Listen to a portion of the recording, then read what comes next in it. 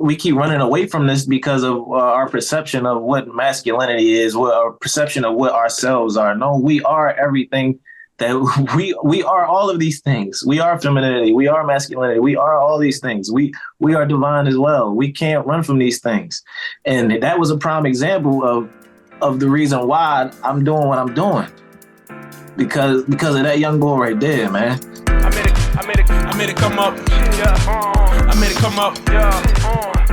Welcome, everybody, to another episode of Interviews with Your Brandman. I am Your Brandman, and I have here, guys, no other than the talented Mr. Kairi Mace. I mean, not only did he perform one show as a lead character, but he performed 2 shows in the theater festival as a lead character. So my man had a lot of weight on him. He carried it like a champ. So he is really a champion of actors. So I want to introduce Kairi Mace, the champion of actors in the building. So wherever you are, if you're in your car, if you're in your cubicles, if you on the wherever you are, give this man a round of applause, man. He has done a great body of work. We're going to find out all about it today. Welcome, Kairi Mace.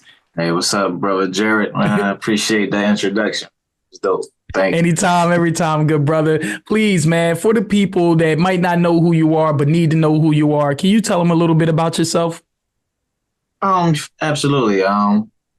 You know, I was born and raised in Uptown. Moved around a lot as a kid with my mom, you know, the whole Section 8 thing, you know, try just getting the vouchers wherever you can get it.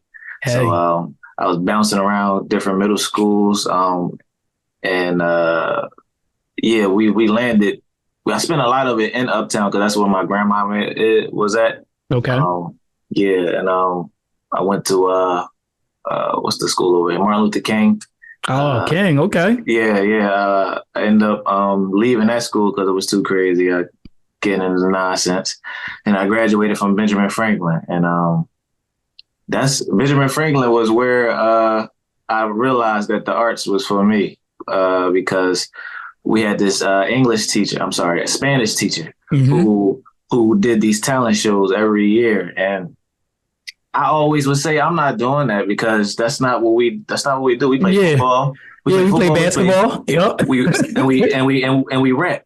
Yep. That's it. We not the arts is not something that men do. In Philadelphia, that gets frowned upon. You get clowned and stuff like that. So I always ignored that little itch. But I was sitting in the back of the auditorium watching them during the talent show, and I'm just like, wow, I'm just smiling, like just cheesing. Wow.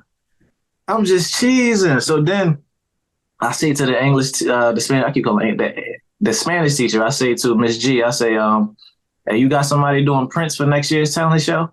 And she came up to me, just gave me the biggest hug. And the next year, my senior year, I performed as Prince for the talent show.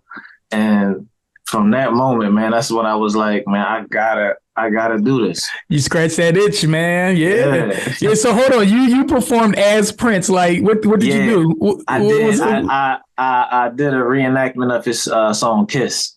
Okay.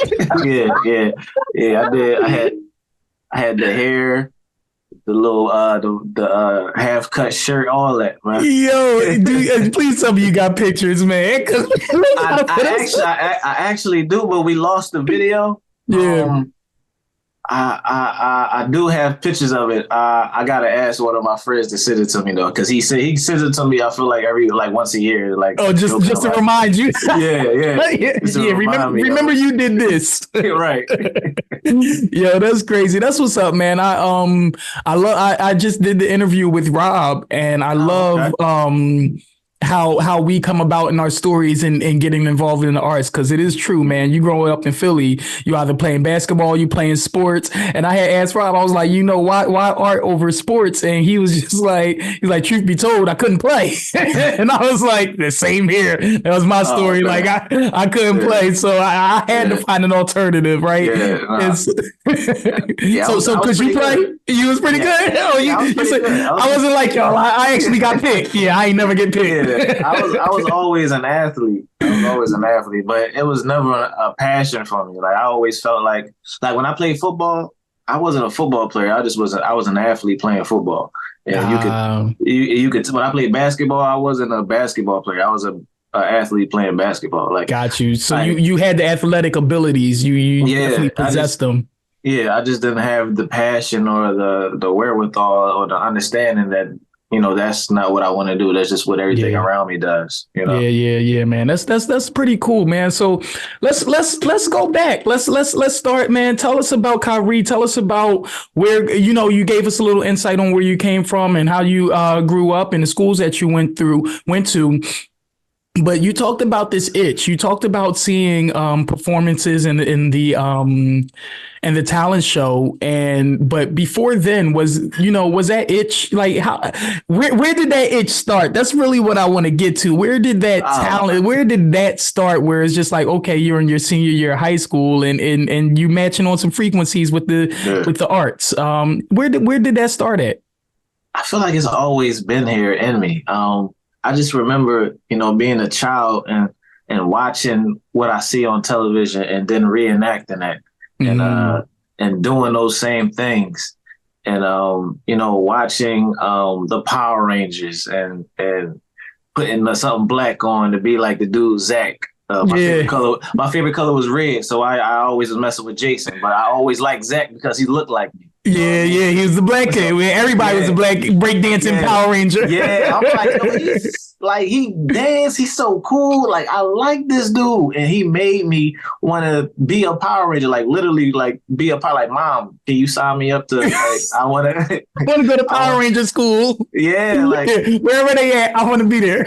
Yeah, exactly, and that's pretty much what it was for me. But it was nowhere for me to, you know, really go. I think my family, they didn't know much about the arts. So and in my neighborhood, like I said, there's nobody doing no singing and dancing and acting, especially men. Yeah, man. That was those classes. There was only women in them things, and if you were in them classes, you were looked at a little funny. Yeah, you was called names. Yeah, you was called names, and you was beat up. Yep. Then I look over there and I see the homies rapping, and I went to when I was like 10 years old, I went to Elaine Lock in West Philly. They having a rap cipher, 9, 10-year-olds, man. And I'm like, yo, that's where all the cool dudes is at. So I'm over there with them. Like I'm over there vibing with them. That's where all my friends are at. So it kind of got suppressed. I feel like, you know, that it was out of mind, out of sight. But every time I watched this a TV show like Die Hard, like Good Will Hunting, I always, like, it wasn't them in the movie, it was me. Like, I would just sit there and envision myself saying those words, envision myself in those actions, envision myself in those moments. It wasn't Bruce Willis, it was Kairi. It wasn't Ben Affleck and Matt Damon. It was me. And I would always reenact those moments in my head. And sometimes it would come out, you know, and people think I'm talking to myself, but I'm in my mind, I'm reenacting what's going on. That's crazy. Like, so did anybody ever pick up on this with you? Like, did your parents or anybody around like pick up that you were, you know, that you had this imagination, that you had this creativity in you? You know, now that everybody see me in the arts, you know, my grandmother and my mom always say, man, I always knew that it was something about you. You know, they say it now, but back then, I felt like it was never brought to light. No one ever said, okay, he has this. Let's see where he can go with it. I'm gonna get him in this class. I do remember it was a situation where my uncle, he see how involved I was with music, and he bought me a guitar. Okay. But I never got lessons or anything for it, so it just sat in the corner. And like I said, guitar, I was like, I don't want to learn no damn guitar. I don't. Like, go get me a mic, go get me a beat machine or something. You know, I was just thinking that as a rapper, I was like, that's very random, a very random instrument for a rapper. Yeah. And I'm like, okay. But at least he took some initiative. Yeah. But that's the only situation I can really recall. And now I wish that, you know, I would have had those lessons, because, you know, in this field, knowing how to play the guitar could be very you know, I mean, having any type of multifaceted talent, you know, can take you anywhere and everywhere in the arts, man. And it's such a vast field. And so that's just interesting, man. So do you have siblings? Or are you the only child? Do you have siblings? No, so I'm the oldest on my mom's side, and I'm the middle child on my dad's side. Okay. How many siblings altogether?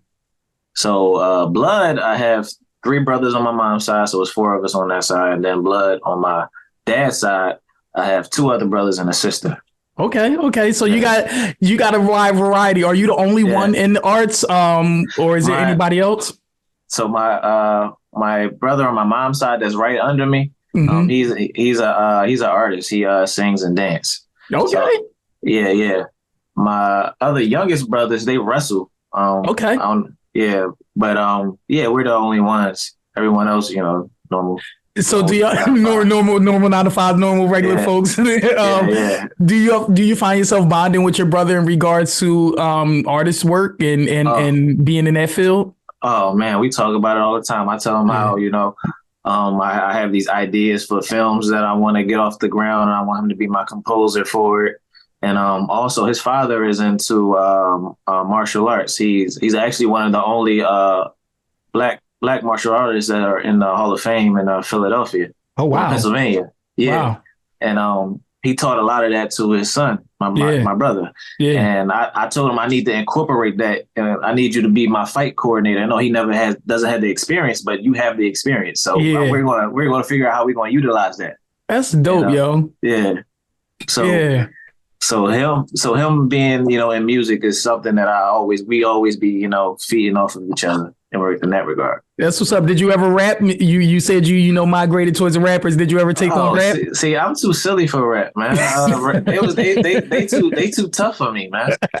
They way too tough for me, man. I can't. All that rapping and spitting in people's face, man. I can't do that. They too tough for me, man. I always did it as playing around, and it sound good, but I couldn't. You couldn't take it on seriously, yo. Real 16 together. I think we all dabbled in it, man. I definitely, I have, my rap name back in the day was Smoke, Smoke, okay. I got a homie named King Smoke. Shout out to him. Yo, facts, yo. And they, people still call me that till this day. And so it's funny when people call me that because I naturally respond. I'm like, yo, what's up? But it's so funny now my kids, I think one time somebody say, yo, what's up, Smoke? And I'm like, yeah, what's going on? I'm having my kids like, Smoke? Like, it's a long story, kids. It's a long story. But you're right, man. It was either sports or rap, man, here in Philly. And you figured it lame otherwise, but there is a cool lane, man, for cats like us in Philly. But it's interesting because most people in the arts here in Philadelphia have been in it for a relatively long time, and you didn't get to experience it really until high school in your senior year when you got exposed by your Spanish teacher. Now, in growing up, like you said, there wasn't much exposure, but after high school, what did the exposure for Kairi look like after high school? Oh, after high school, it was kind of suppressed again because I didn't know where to go with it. I didn't know about no acting classes. I didn't know about any acting schools. I didn't get reintroduced to it again until one of my close friends in high school.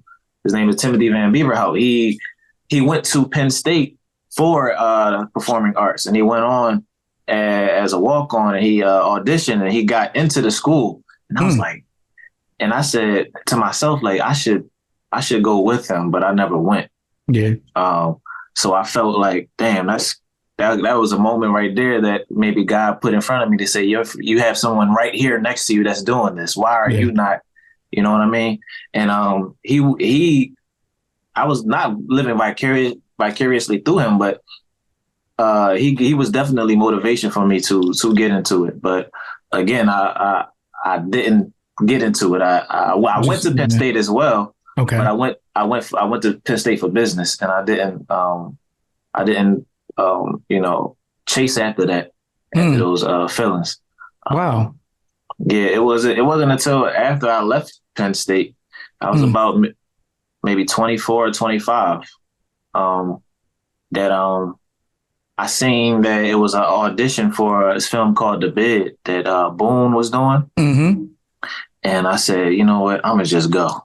And I just went to the audition, and it wasn't good. Was it good? But so talk about that, man, because that's kind of cool that you took that initiative and that leap for yourself. You know what I mean? Like there had to be something there that was one missing, but enough for you to see the audition and you just say, you know what? Because most people in your position, honestly, they would think, I don't got the experience, I don't got this headshot, I don't got, you would kind of get what do they call it, like imposter syndrome, right? You would have imposter syndrome in those cases, but you really had the heart and say, you know what, I'm gonna just go. Let me see what this thing is about.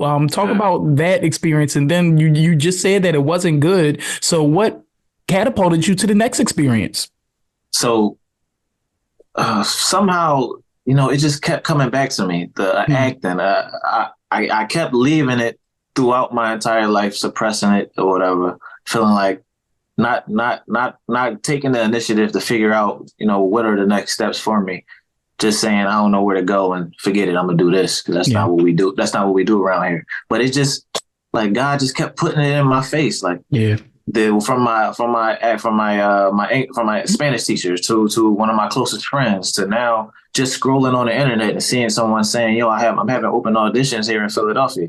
Come down here." Like it just keep hitting me right in my face. Yeah.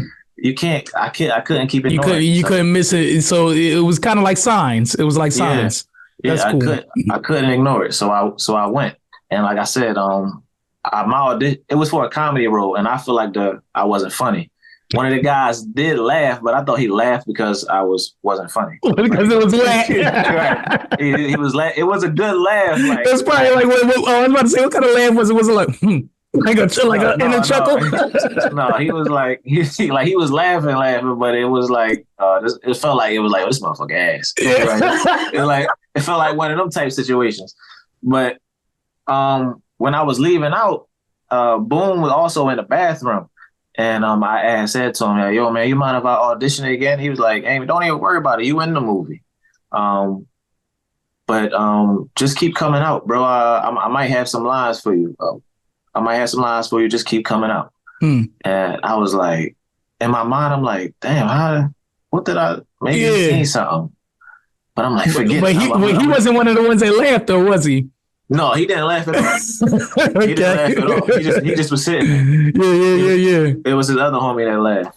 Blessings, big dreamers. I am Jared, and I am your brand man.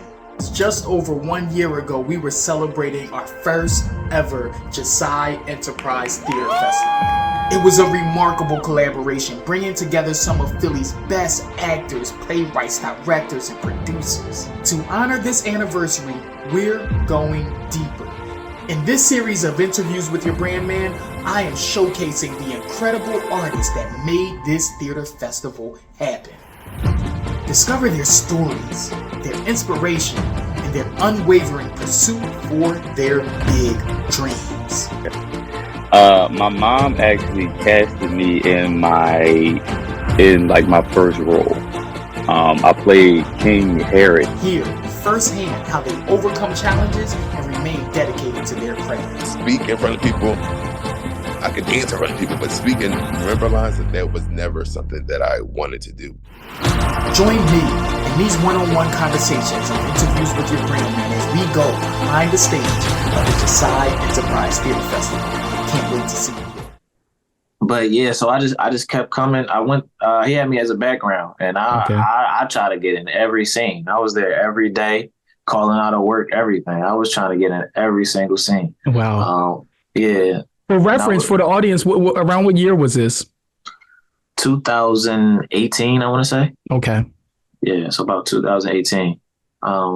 Yeah, so I was there every day. I got to meet some amazing. It was pretty much all the social media people that you can think of. Ha Davis, Tiz, Juju Southside. It was a lot of Got You Cracking Up. It was a lot of Mr. Commodore was there. Mm-hmm. It was a lot of social media people that got a nice buzz at that moment, and still going to this day were there. And I just felt like I felt a little out of place because I'm like, damn, these dudes, and they were talking like they were, they was real cool, but at the same time it was like, hey, I'm here, you there kind of situation. But which makes how it usually goes. How it usually goes. So what was the next situation for you? Like how did it keep rolling out for you where you started finding your stride, or did you ever find your stride? Yeah. So after that, I kind of, that's when I started looking for it. I started looking for the classes, and I ran into Bernard Gronkowski, and I went into his acting school called the Actors Studio. So I started taking classes with him, and eventually I stopped going because of, I couldn't afford it. But then he had this workshop that was coming up, and it was the guy London Brown, who stars in BMF, was coming as special guest. So I said, I gotta make that. And I went there, and I got to ask London some questions. I don't remember the questions that I asked him verbatim, but I asked him this one question about, how is it at being, a Black up and coming star in the game. And he was like, I think I was one of the only Black guys in the room as well. So he gave me his answer, and I can't really remember what it was, but afterwards I went up to him and asked him to take a picture with me. He was like, yeah, sure, no doubt, bro. And then he said to me, it don't matter what you do, bro, just stick with it. I feel like, it's extra hard for us, but I feel like, the way that you was just looking at me, the look that you got in your eyes gives me everything I need to know about you. Stick with it, bro. And I was like, dang, that's crazy coming from this guy right here. Yeah. At the moment, I only knew him from Ballers. Yeah.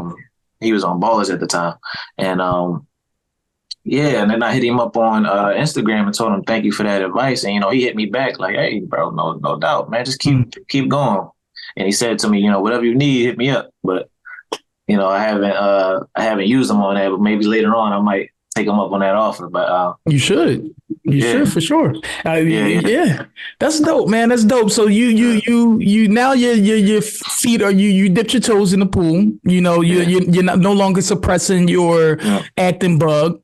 You get into this movie, and then you go in and take this acting class. What next? Because your resume starts to fill up a little bit, and then you started off with film. Clearly, I met you. You came to stage, and then you told me something that I'll let the audience hear that from you. But you told me something when we were at a party, and you were like, "Yeah, that was my X, Y, and Z." And I was like, "What? I wouldn't even known." So, talk about. What is happening next? Like, walk us through Kairi's evolution as an actor. So you took the classes, you stopped, but then you saw the special master class. You went there, more motivation. How does it keep rolling out for you, man? Because I see you doing a lot. I see you working now, man. Like, you're a whole working actor, bro. Thank you, appreciate it. Then after that, also on social media, I was looking for another school, and then I ran across this man named Toby Gaddison, who has the school called the Actors District. And he also had a workshop, and the workshop was talking about the business of acting. And when I went to that workshop, I found another reason to fall in love with it. And it made me understand that, I'm not just an actor, I'm also a business. Yeah. So then from that class, I'm having a conversation with Toby, and I started taking classes with him. And he gave me another sense of purpose in that class. Because it's different when you speaking to somebody that come from where you come from, and they have similar experiences that you have. Yep. He made it a safe space for me and the other students in that class. And then I went out, started auditioning from that, and also networking with other students in the class who also were, filmmakers and things like that. Then the ball started rolling for me. I started booking a lot of jobs. I got with Sam Anthony from there, from Unseen Cinema. I got with Devon Jules. Someone in my class named Felicia Danielle, she gave me my first leading role in a short film. I booked with some Drexel schools, the student named Isabel Gruden, who's the director over there. And then I met Diva Gordon, movies by Kima. Man, it's a list of people. And through Sam, I met Courtney Lene, and she was actually a lead on a film that I was on, and the vibes was cool. She was, everything was good, and then after that, I want to say a couple years after that, I want to say 2 or 3 years after that, she hit me up, was like, hey, I'll just let you know I got some work coming your way. Stay ready. And I was like, ready. Oh, yeah, I was like, absolutely. She was like, yeah, I got some auditions I'm gonna need you to be a part of. So yeah, stay ready. And and that was last year. That was a connector. Yeah, that was last year. And then that's when, that's how I met you. Yes, sir. And I was able to be a part of your film festival, theater festival, Jasai Enterprise. Yep. And man, I just want to first of all tell you thank you, because that was my first ever theater play that I was a part of. Yeah, y'all. Guess what, y'all? When he told me this, I was shocked. When he told me this was his first stage situation, I was floored. I was floored because it didn't seem like it, didn't feel like it. I work with a lot of actors on all levels, and you by far were one of the most professional, if not most professional. And it was so easy to work with, brother. Like such a pleasure to work with. Not a problem. It was never an issue of, man, I hope he pulls through. It was always like Kairi solid, Yeah. So when you told me that, I was floored, y'all. I was floored because he killed it. Two lead roles. But go on, man. I don't go and take your mic. Go and talk about it though. Thank you. I appreciate that, man. I had no idea what I was getting into, but I know that from my past that I can't run away from these type of situations, man. I gotta go ahead and first and figure it out on the way. But like Courtney said to me, just stay ready, and that's something that I tried to do. Stay ready so you don't got to get ready. Yeah, even with jumping into new waters, because prior to that I had 5 years of experience with film. Yeah, and anybody to tell you it's a whole different world with theater and film, and a lot of people say that you should do theater first, then do film. That's another part of the reason why I jumped into theater, because my acting coach Toby Gaddison said to me, like, if you're really serious about this thing acting, you need to get your ass on stage. Yeah, and then it's like it's divine. Right after that, that's when Courtney hits me. That's when the call comes. Hey, I got some things coming down the pipeline. Stay ready. Yo, I'm ready. It's like I'm ready. I love the divine order of your situation, man. I really love the divine order. It's kind of like these things are meant for you, and you're not being afraid of taking on the challenge or following your dream per se. You took it on. And so let's talk about your experience transitioning over to stage. I actually kind of started just like you. I started off in film, and I think it was in 8th grade. My teacher was doing West Side Story. And I've had years of experience acting in film as a child actor, but never really anything on stage, never anything really live. And so I think my first time I played Lieutenant Dan. I played Lieutenant Dan, and like my first night, man, like it was the adrenaline, the blood rushing, the butterflies, all of the dopamines popping all at once, man. It was something that, and when those curtains closed and we took our bows and the audience cheered, it was something I was hooked. And I absolutely love stage. And I think I went back to film.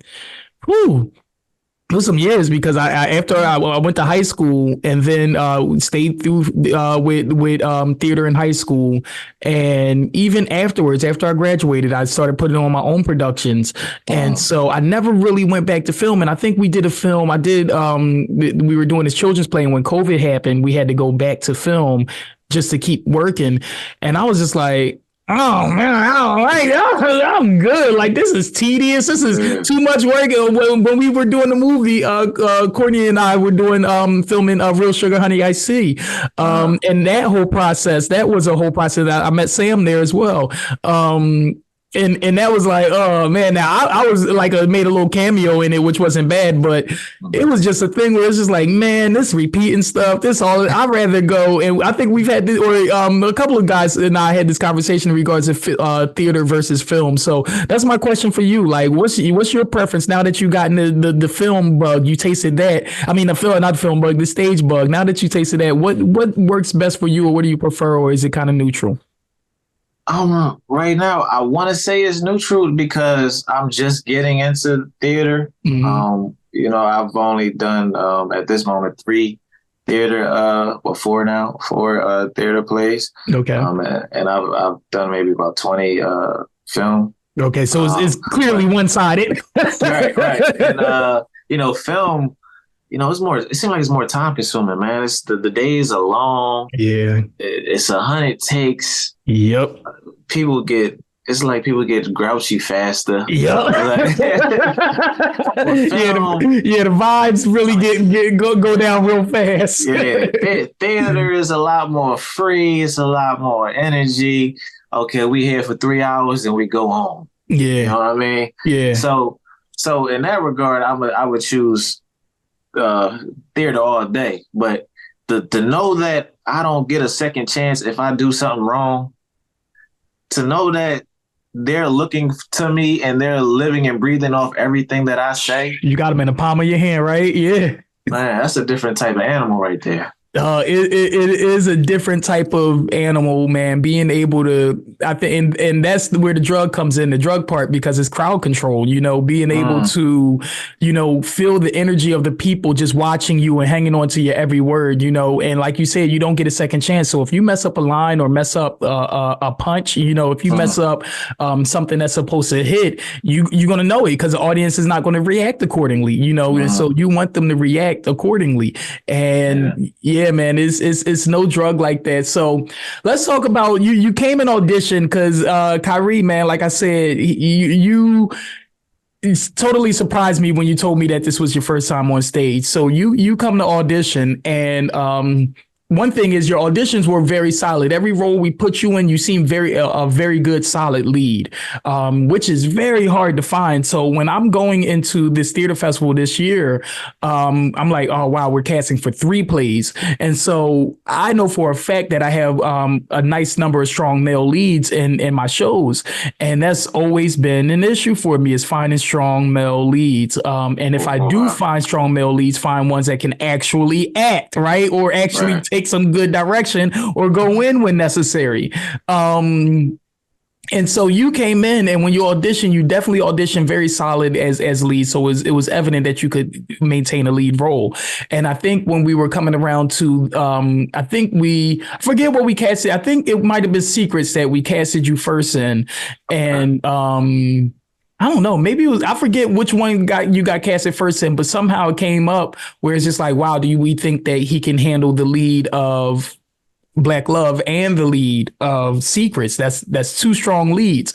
And it was just like, well, let's ask him, right? And so when we asked you about taking on those 2 roles, like, what was your thoughts? Like, my first time, and you gotta be one blessed actor, brother. Like, your first time auditioning, you get a role in the film. First time auditioning for theater, you get 2 leading roles. So tell me about that experience, like getting that email, that call, then finding that out. In my mind, I'm like, is they sure? Like, they saw the right role. Y'all sure y'all want to do this? But in my mind, I'm like, hell yeah. Because I'll be honest, I wanted all 3. I wanted to do it. I wanted it could be worse too. And I was willing to give it to you. I was willing to give it to you, but it was one of the things where, and I think that's what we were like, there's no way with the rehearsal schedule how we can do how anybody can do all 3 of them shows. But that's what's up for you. I wanted all 3 of them because I my passion and my drive is like, I need this. You know what I mean? Yeah. We don't know how much time we got. You know what I mean? We don't know who we can impact with this. I feel like all three of those stories was different, and I feel like it would have showed a different level of who Kairi is, and also I think I could have brought something different to all three of those characters. And then also, in the audition, after you guys told me that, I have those two parts, man, I was, at first it was a split second of feeling overwhelmed because you think about, damn, that's probably gonna be like 200 pages right there. That I gotta learn. I'm gonna learn 200 pages in 2-3 months, and then when that goes, and you think about, I'm very optimistic about things, so I started thinking about all the songs that I know. I mean, I know at least 300,000 songs. That gotta equal the same. That gotta be 200 pages somewhere. Yeah, that got it somewhere in there. 200 pages. I can do that. So I'll try to find something good in everything. And I'm like, silver lining. Okay. Yeah, there's no reason why I can't do this, and there's no reason why. And it's not like. The journey to the best version of you is never easy. There are ups and downs, hills and valleys. But along the way, we discover ourselves in a new light. We learn to love ourselves in new ways. And we build community in new places.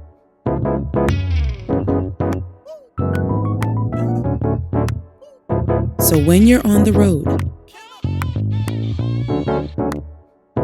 and things feel a little tough,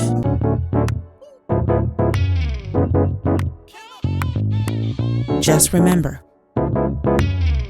you are strong, powerful, beautiful. You got this. I wouldn't say it's not like it's hard for me to learn a script. It was more also after I got out of that situation. It was more so me saying to myself, can I become these two different people in this amount of time? Will I be able to hit that switch? And that's why I'm happy that I did the comedy first and then did the drama, because the drama, the secrets, I was sitting in that for a little bit. Yeah. I was definitely feeling that role a lot more afterwards. So I'm glad y'all scheduled it how y'all did, because the Black Love was a lot lighter, a lot easier for me to do. You know what I mean? Yeah. And then having that cast of people with me, just kept it upbeat for the most part. Yeah. And leaning on my guys, Quentin and Charlie, really helped me a lot. Yeah. So, you memorized your lines very well. I don't recall a moment and you were very honest and, no, I'm not off book. Yes, I am off book. I am off book on this scene. I'm not. And that was what made it. I love it when people communicate, because if you mean what you say and you say what you mean. And it was a blessing to be able to work with you in that regard. But you took notes so well, man. Like, you took notes like a professional. You made the changes and the beat switches that were necessary, and you kept with them. You didn't really forget a lot. And so that was another thing I noticed. Like, you took the notes, and we didn't really have to repeat ourselves in regards to the notes when it came to you. You knew where to be, you knew where to go. So did you have to ask like your castmates for like hints or questions, like not knowing maybe what downstage was or stage left or those kind of things, like the stage direction things? Absolutely. But I catch on things pretty quickly. So my acting coach, Toby Gaddison, he did go over those before in class, so I was a little familiar of it, but it's different when you actually in it. Yeah. When somebody yells at you, "Oh, stage left quickly," you're like, let me remember my lesson. So I would definitely say Charlie Mott and Janan and Austin, man, they helped me out a lot with understanding the stage and understanding the moments. They gave a lot of great pointers to me, and they were my leads in in a lot of sense. You know what I mean? They were the people that helped me the most when I was on set. So shout out to them. Yo, shout out, yes, major shout out to Charlie and Shanann. So you're in this acting thing, man. You're in it now. Where do you see yourself going with it? You know, where do you want to get more? You spoke a little bit about your dream to, you know, bring some movies and some ideas to light. So do you mind sharing some of your ideas, some of what you see Kairi in 5 to 10 years still acting? Oh, absolutely. And in terms of Hollywood, my goal in that regard is to be an action star. I want to do all types of action movies, man. It's in me, it's in my blood, man. Like I said, my brother's father did kung fu, and a lot of those teachings bled into me because I'm in the house with him all the time. Yeah. And I have that love for kung fu. I have that love for action movies. One of my biggest dreams is to write, produce, and star in an action movie. Like action movies are my jam. So when you said when you said growing up, being like Bruce Willis and Die Hard, I would do the same thing, like doing the Power Ranger thing. I'll be jumping off the bunk beds. I'll wrap the sheet around my neck, fly with the cape. I created characters. X-Men was the jam. Like, man, I created I had my own mutant powers. I used to go in on some action stuff. That work. Yo, man, they was that work. And so like when you mentioned that, like the smile on my face, because I'm like, oh shucks, I think we got an action movie in the Kairi. Because that's one of my main dreams, bro.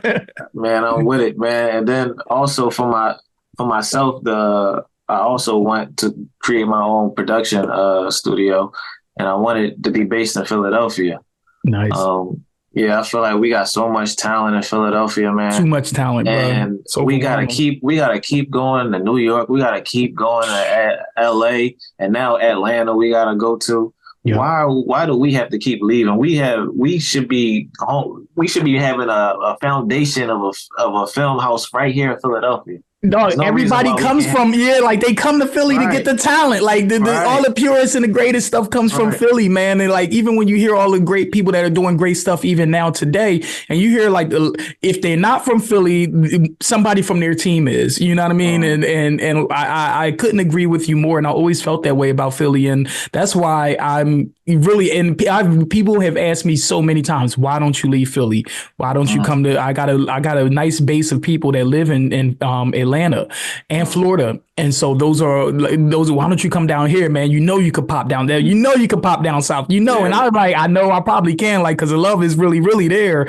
And you can really house a lot more support, I feel. But I'm just like, nah, man, like I refuse to give up on the city. Like I refuse to give up on the talent that's here, but not only the talent, the real love that's here, the real love for people to want to help people grow like yourself, what you brought to the theater festival was just simply amazing. Right. And to talk a little bit, because I also want to touch base on how you connected yourself, because you really, like you said, you took that business for acting class, right?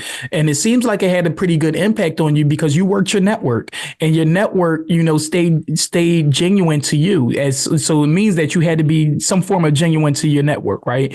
And so what advice would you give to somebody that's starting out, somebody that had the same itch, but didn't have, all of the background, just like you didn't, right? And things just kept coming to you. What would you say to somebody that just feels that one, they don't want to do it, but two, maybe they are doing it?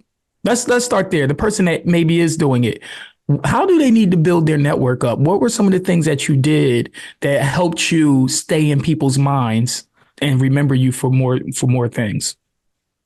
Oh, well, I use what God has already blessed me with, which is, my personality.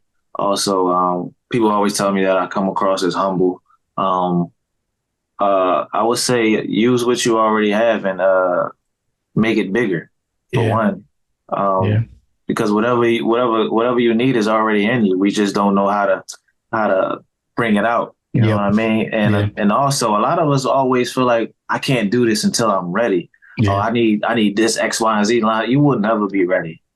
We will never ever be ready. You know what I mean? So it's always great to prepare, but at the same time, just jump out there and figure it out along the way. So I would say, I would say to everybody who's figuring it out, just do it. If you're thinking about audition, if you're thinking about starting that film company, if you're thinking about, starting it, making whatever it is, making a reel, whatever it is, something small like that, just do it, man. Because the longer you wait on it, it's going to continue to pass you by.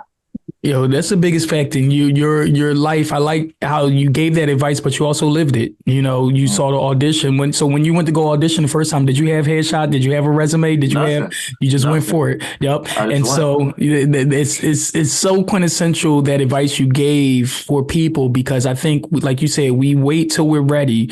And I have moments like that myself where I'm like, no, I'm gonna wait till I'm ready. I'm gonna wait till this comes. But nothing ever happens like that for us, at least I feel, people just born in predicaments that aren't rich ass predicaments, right? That where money is just not flowing. Like I talk to a friend all the time. He's like, I don't know what it's ever been like to have money, so I'm living my best life. You know what I mean? Right. And I got money, I guess, but I don't know what the difference is, right? But people will turn around and wait for that. But the other thing is what you really said, because my biggest thing is it doesn't have to be perfect. It can be perfected.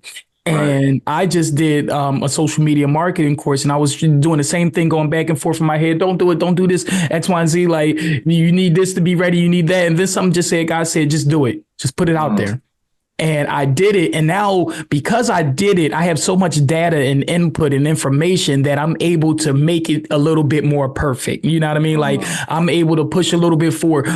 An outstanding. I noticed I was reaching out for one market to come, but another market showed up, which threw me all the way off, because I'm like, oh, wow, I wasn't ready for that market. I thought I was going to be working directly with small businesses. But come to find out, I'm working with people that want to be social media managers. Like, now we're talking a coaching thing. So now I'm like restructuring things to do a coaching course, which means more money.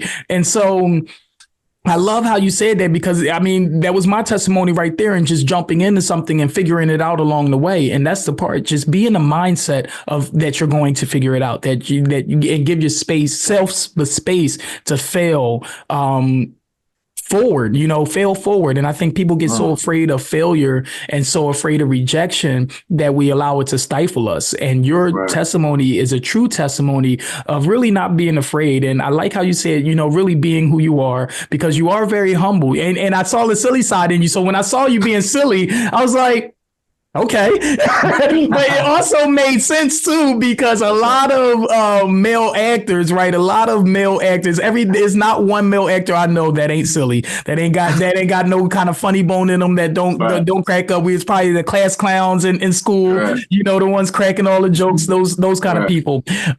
So it made sense, right? It made sense. But I thoroughly enjoyed you working with you through the process, brother. And I can't wait to really see where your future goes, because I think you have something in you. But like you said, man, it's that. And I like how you say with the networking thing, you didn't overcomplicate it. You said, be who you are and make it bigger.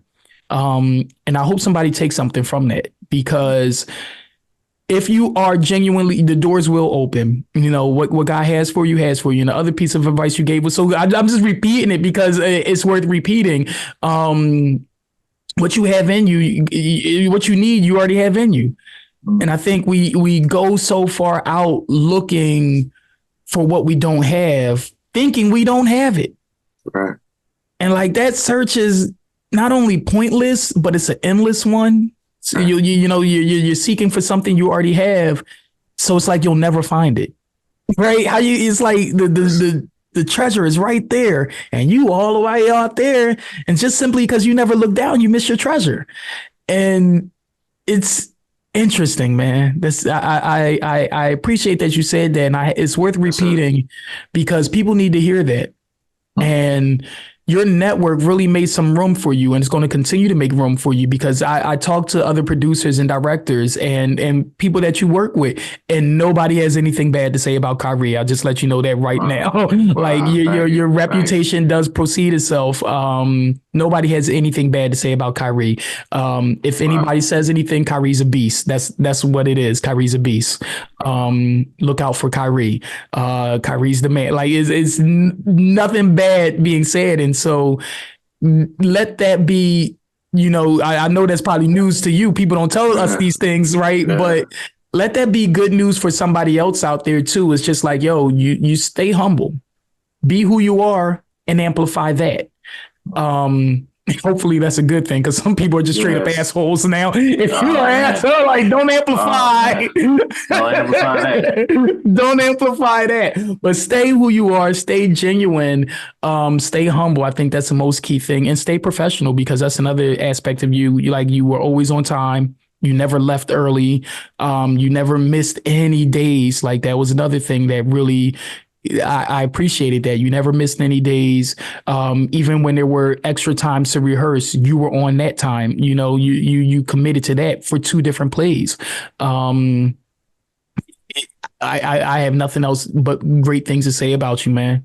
And I could go there all day. So I can't wait, one, to see what these action movies are going to be like, and what we're working on there. But what are you working on now? What you got going now, man? What's in the pipeline right now for Kairi in 2024, 2025?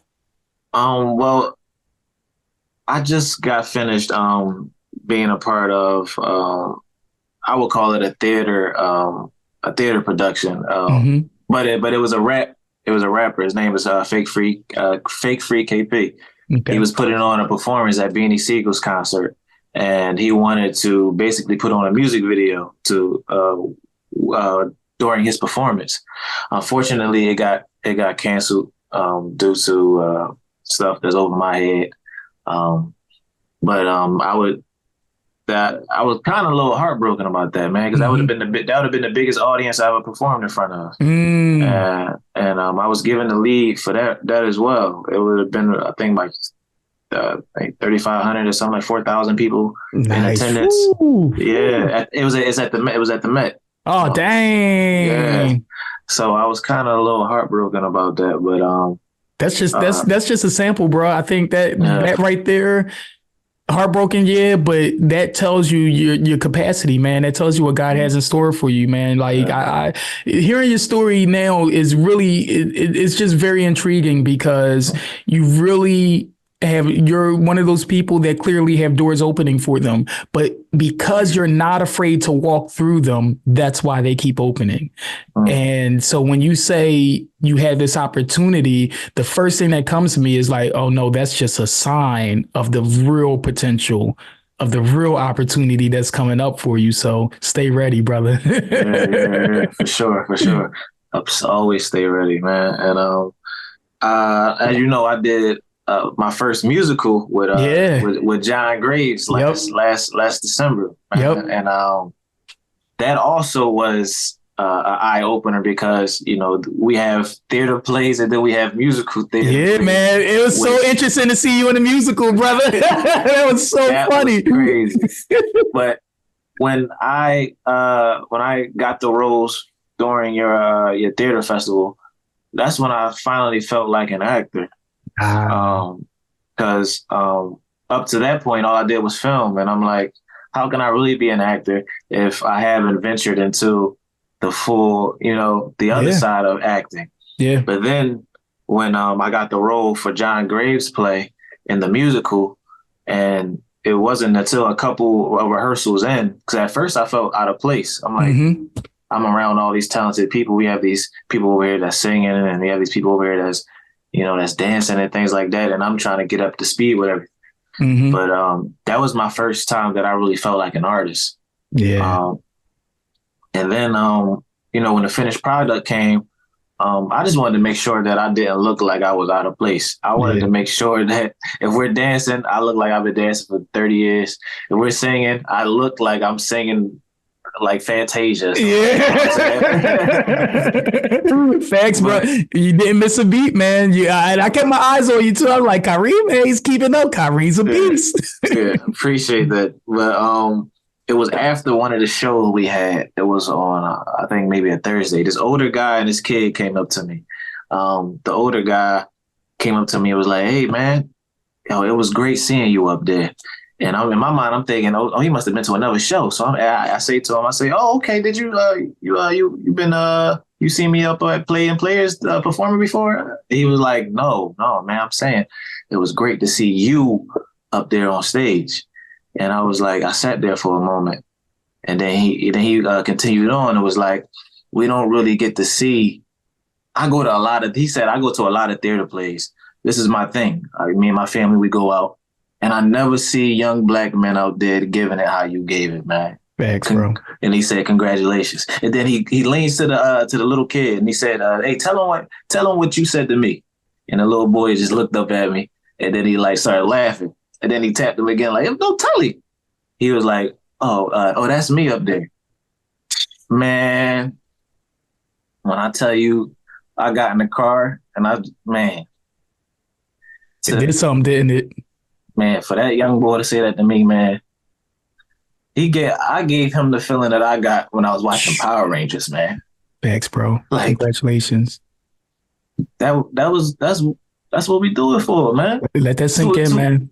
To inspire people, bro. Yeah, and especially children, because it's so important that they see us, man. Right. Like you said, we didn't see us. We had the Black Power Ranger. When we wanted to be the red, we wanted to be the leader, right? Man. When young boy said that to me, man, I was like, because like exactly what the older guy said to me, it was great seeing you up there. Yeah. And for that young man, maybe I was the first time he ever seen a black man up on stage, giving it how I gave it. Yeah. And that's why it's so important for us to be.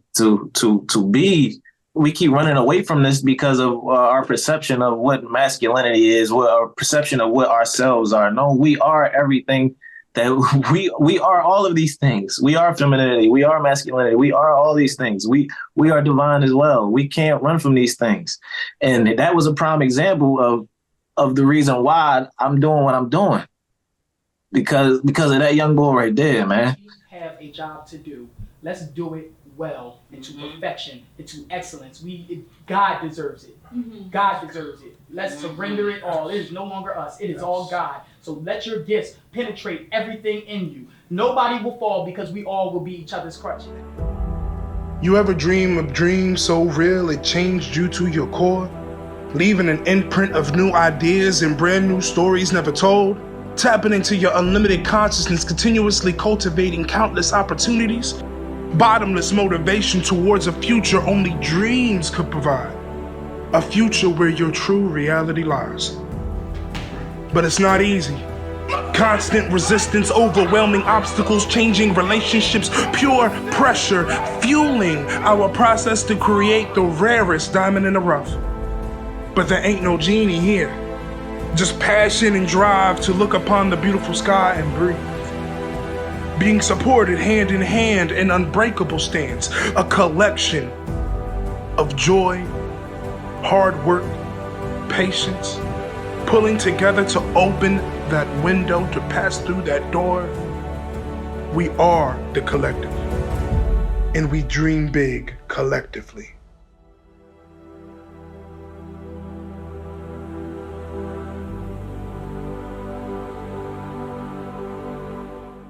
It was a crazy feeling. I never felt nothing like that before in my life, bro. Yeah, kudos to you. And all I can do is shake my head because I'm like, don't interrupt, because you gave me the best sound bite. That's going to be the interview, the commercial for this interview, because it was strong. I mean, Kairi, I think we hit on this in our own private conversations. And that is one of the things where, coming from Philly, like Philly is a pretty hard city. And growing up in Philly and going to these schools in Philly, unless you're going to a school that caters directly to the arts, you're really not going to be exposed to that outside of talent shows or like mini clubs. But they usually slash all of those programs. So the exposure for children that are growing up in the hood just ain't there. unless we had family members. I was blessed to have a mom to just say, hey, I'm going to take you on some auditions. I think you got the chops for some things.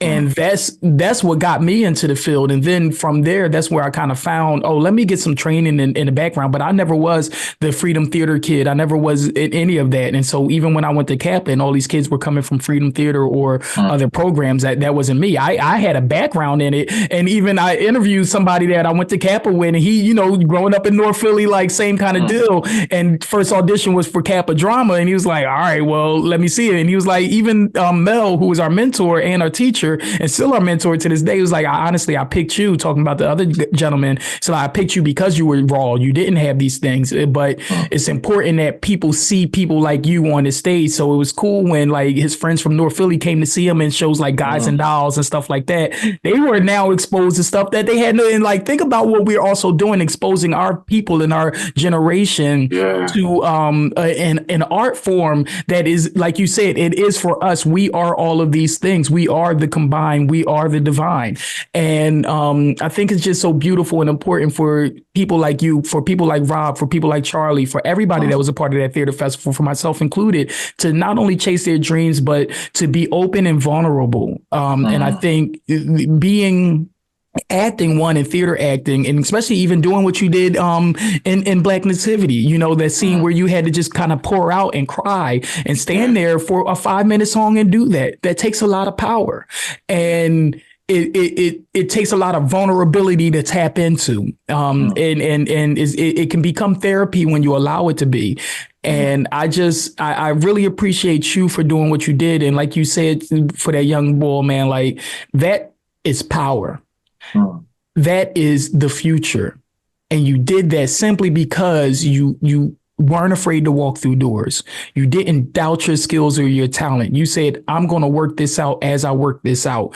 You never said no. And not only that, you recognize what made you passionate, because like you said, you were athletic, but you weren't passionate about what you were playing. But when it came to this thing, the passion is evident. The passion is clear, because I was doing 3 plays. I only casted you in 2. You said, I want 3. Before you started setting in that it was going to only be 200 words, 200 pages, you like, give me the 3. When you go to do the musical, you like, no, I want to look like I've been dancing for years. I want to look like I've been singing for years. And so your passion exudes and pours out, and it allows you to build up your personal brand in your acting, where your name, your reputation is preceding you. And like, just kudos to you, because I can't wait to do an interview with you 2, 3, 5 years from now. And you're going to be on the movie set. It's just going to be resuming on the movie set, like you're going to be doing the action movie, because I can see more roles coming your way. And it's when you said you got another lead, and that's another thing. When you said that, I was like, you see a pattern here, brother? Right. Like, you see a lead pattern here. So a lot of people struggle with having to play the extras all the time and never getting a lead role. But there's clearly something natural about you where you're able to play a leading role and people are able to trust you with it. And what I also like about your path that you're taking is you're also working with pretty good people. You're not working with crappy work, right? And even if you are, you're now able to start to decipher who's professional and who's not, because you can easily like, they handle it this way. These people a little, like, sure. So talk about that for a second, and we're going to wrap up this interview. But talk about your experience in dealing with certain levels of being professional, because there are actors out there and they might just get into it, but they might fall into the wrong parts of people's productions and stuff. So have you ever gone through that yourself in regards to dealing with crappy level, and I wouldn't even say crappy, I would say unprofessional production companies and professional production companies? How were you able to start to decipher the difference? Yeah. Oh, absolutely. I've definitely been a part of productions that I was like, that was amazing. And also been a part of production like, that was, I don't know if I'm gonna work with that person again, man. That was a bunch of nonsense right there. Yeah. A lot of the times it comes with I've learned that it's been a pattern for me so far. When I'm on productions that don't have predominantly actors on there, like when there's people that are there because of their influence, and people that are there because they're the friend of so and so. Those productions have seemed to have been the lesser of my favorites. The production that I've been on when I was the rookie in the room, when I've been on sets with someone like T.C. Caldwell, someone like Janan, people like that I've been on sets with, Courtney Lene, being on sets with those guys, it always felt good because the business side was always taken care of, so it allowed us to have more fun. Like the food is taken care of, the drinks is taken care of. We are the camera crew and everything got their lights and everything set up. Everything is right on time. They're here before we get there. Those type of things. the little things, right? The little things, because when you go on other sets and you're waiting for the crew to get there, and you're not being fed, and also it's an unpaid project, and you have to, after the project, the post-production, you have to keep asking for the film. You have, those type of things. It's like, I can't work with this person again. Yeah, man. Yeah. It's, you go through that. So what would your ratio be to professional to unprofessional work that you have to deal with? Okay. So I did like 20. I would say I probably had it's like 13 professional, 7 unprofessional. So, okay. Yeah, so it leans a little bit more towards a professional aspect. The unprofessional ones were closer to my beginning. Okay. The first couple of years around 2018, definitely 2019 during COVID, because I think people just was trying to get projects out. People were just moving with that. Yeah. People were just trying to get things out and trying to mess with Tubi, I believe, and stuff like that. But yeah, around after those couple of projects, everything else, then I understood what I expected and what I would accept. So then when I got to those productions, I seen that they already had things lined up, and I'm like, okay, so this is how it's supposed to be. Yeah. But when you first get on it, you don't really understand. Something ain't right. But you don't have nothing to compare it to. Yeah, I don't have nothing to compare it to. So I'm like, damn, am I really supposed to be standing here, for 8 hours? I'm supposed to be standing here for 12 hours and, and then no food, nothing, no break, anything like that. Just nothing, just okay. So tell me about that, because clearly you remained humble through that. Was there any times you ever had to walk off any sets? No, I've never had a set that was that got to that point because, like I said, I would have a conversation with a person, the director, whoever I could speak to. I'll have a conversation with them before I get to that point. I have had to have a conversation with a director before because I felt like it was a lot of unprofessionalism. Like people were getting hired because of how they looked. And the director had a relationship with that person, and it just the person didn't know their lines. And, and we're shooting now. Yeah, we already went through the rehearsals, and they still don't know their lines. You know what I mean? Yeah. So they're holding things up, and the director is not holding that person accountable, and now we have to add 2 or 3 more shoot days because. We wasted so much time because this person has to study and everything like that. And I'm just telling the director, hey, man, this can't go because I have you're not paying me that much. I have a 9 to 5 that I have right now, and I can't change my schedule around because you haven't held your actors accountable. You know what I mean? How was that received? At first, it felt like I didn't say it how I just said it. I said it a little nice. I said it a lot nicer. Wow, wow! You said it nicer than that? yeah. Because that was pretty nice. Yeah, right. Black men have we got this ego thing about us, especially when we're in power. And another black man coming up to you. So sometimes you got to spoon feed somebody, another brother, and then let them understand because he also is a new director as well. Makes sense. Smart for you. Yeah, so I would just let them know, hey, man, I understand this person is this to you, but we can't allow that to happen, bro. Wow. This is a business, baby. You know what I mean? Yeah. And I think he received it. He was like, you know, bro, but I'm like, I totally get it. I totally get it. But we got a mission to accomplish. We have something that we're trying to accomplish. And you also have people that have children and people that have regular jobs. So it was more so of maybe me just opening that person's eyes up. Yeah. To the bigger picture. But that probably, I would say, probably was the worst. Yeah. That's I like your story, man, and I would just like to we're gonna wrap this up with our fire round questions. But my last question for you, man, or just if you could talk to that kid, that teenager, that you know sees that Power Ranger, right? Talk to that kid that wants to get into it, has absolutely no idea, absolutely no support, or talk to the person that is in it. They tried it, but they're running into those. They're on their 7th unprofessional production, and they're not quite sure if they want to go on. You know, talk to those people real quick, man. What kind of advice would you give them? Well, first to the young boy, man. First, it's a humbling feeling to know that a person felt inspired by something that I did. So I would say to that kid that to use those feelings that you felt. You know, you didn't feel those feelings for no reason. You weren't brought to this moment for no reason, and explore those feelings. See where you can go with that, and don't be afraid to ask. You know, don't be afraid to be annoying to your guardians. Yeah, because at the end of the day, it will pay off for you if this is something real for you.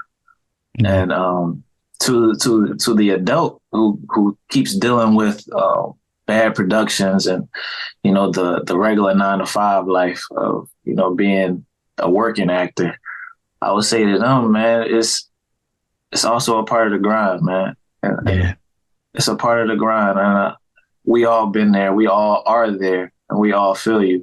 So definitely find you a community, man, people that you can lean on, because that's extremely important in this world, man. That's extremely important in this field, to have a community of people that are right where you at, that you can lean on. Because some days you can't be your motivation, man. Some days you're not gonna have it, man. And that's just that's the truth of it. You're not gonna have it every day. But when you got that person that can grab your arm and say, man, get up, man. You got one more page to learn, man. You got to finish writing that script, man. Don't worry about it. You got it. You know what I mean? Just remember that you got it, man. And don't think about being ready, man. Just go get it. Yo, true wisdom, man. Once again, wisdom worth repeating. So if y'all forgot any portion of what he just said, you know, this is going to be on YouTube. You're going to be able to do the rewind back. It's going to be, you know, you're going to be able to rewind back. So make sure you press the rewind back, because he just dropped some gems right there, y'all. Kairi Mace, guys. We're going into our fire round questions. I got 10 questions for you, Kairi. You got 5 seconds to answer them. All right. Okay. What song gets you hype? 5. Get at me, dog. DMX. All right. Do you have a routine before you go on stage or before you go to film, and what is it? I stretch and I just continue. I just keep saying thank you. I just keep saying it. Thank you, thank you, thank you. Nice. I say that at least 1,000 times. I love it. I'm stretching. Attitude of gratitude. It keeps you humble, man. Keeps you young, keeps you humble. Question number 3. Where do you find the most peace? Oh man, when I find the most peace, you know, I really like being outside and being by myself. Today was a perfect day for it. Oh man, you know, I work outside, so I find myself being able just to gather my thoughts and really think about, you know, what my mission is and what it is I need to do, what I need to do better. So yeah, being outside, you know, also listening to music in the car. It's a lot of peace for me, and especially at nighttime. Okay. So, yeah. What's the worst job you ever had? 5. Oh man, that's easily working at Target. Oh man, that's easy money right there. I think I've had my fair share. I can't even think of it. I would have failed that question. What's the best job you ever had? Being an actor. Hey, that's easy money right there too. Facts. What's the best advice you ever received? The best advice I ever received. Ooh. Best advice I ever received was don't quit. You got it. Yeah. Who's your favorite actor? Favorite actor. Right now, I want to say, well, all time, I would say Lawrence Fishburne. Okay. Yeah. Okay, one of the greats, one of the greats. Yeah. What's one of the things you can't live without? Oh man, I can't live without. I'm starting on my phone, I guess. I got my phone. I feel weird. Like, I think Rob said the same thing, man. Yo, listen, bro, don't let you break your phone and you have to wait for the insurance John to turn around. I feel real weird without my phone. Bro, the depression kick in real quick. I hate to use the word depression, but you do. You start to be like, oh man, I can't do nothing. But I do enjoy being in environments where I forget that I have my phone. Like facts. Now that's a good John. It is. It's a dopamine all day. And the very last question, man. What is the last thing that you Googled? Can you eat a kiwi skin? Can you eat the skin of a kiwi? Now, why would you Google that? Like, why are you trying to eat this kiwi skin? Because I'm always eating, just eating it with a spoon. I'm like, damn, can I eat the skin of this thing? But I never liked it because it reminds me of a spider. You know what I mean? Like a spider. I'm like, I can't eat this. But when I Googled it, it said the skin has so many vitamins and it's so much fiber in it and it's also edible. So, I decided that I bit it. I was about to say, did you eat it? Yeah, it was good. It was good. There it is, y'all. You gotta eat it fast though. All right, y'all. Kiwi skins all day, y'all. It's good for you. You got the vitamins, you got your nutrients, you got your fiber. You heard it from Kairi, yo. He Googled that last. Kiwi skins. Yes, sir. Yo, this has been a great interview, Kairi. I think we went well over an hour, man. You had a phenomenal story, and I appreciate it. That's a very good thing, man. So, tell the people where they can find you, where they can follow you if they want to hire you to be the lead role in any of their productions, man. Tell them how they can get in contact with you. For sure. Just look for me on Facebook or Instagram, Kairi Mace. I'm on all platforms. That's KAIRIMACE, man. Nice. And can they see all your I guess your reels and all of your clips and all of that stuff? Absolutely. If you hit me up on Instagram or Facebook, I'll gladly send you my resume, my reel, whatever you need. Absolutely. Nice. Well, y'all heard it yourselves, man. This dude right here is y'all heard it. He's a beast. That's what they say about him in the acting game in Philly. So go and hire yourself a beast. Go and get yourself a legend. Go and get yourself a King Kairi Mace on your set and on your stage, man. You won't be disappointed. He's a leading man, and so he's going to take your shows to the next level. And that's a bet, y'all. He did it for me. He's gonna do it for y'all. And y'all got the Brandman stamp on that. Kairi, man, thank you so much for your time, brother. This has been a great interview. And I can't wait to see what comes of you in the future and everything and all the endeavors you take on. So thank you for saying yes to this interview, for being a part of the Jasai Enterprise Theatre Festival. Thank you for being you and crossing my path, man. And I know we're going to work on plenty of things in the future. I know for a fact that that's going to be a fact. One of my things is when I'm writing, where's Kairi at, yo? You're going to be one of my test guys now. It's like, yo, try out this test this roll out. Let me see what it do. Absolutely. I'll follow all of it. Bring it. Amen, man. Anytime, brother. Well, until next time, guys, this is Interviews with Your Brandman. This is Kairi Mace. We thank y'all. We love y'all. And peace, man. Stay blessed till the next time, y'all. We out. I made it come up. Yeah. I made it come up. Yeah. I made it come up.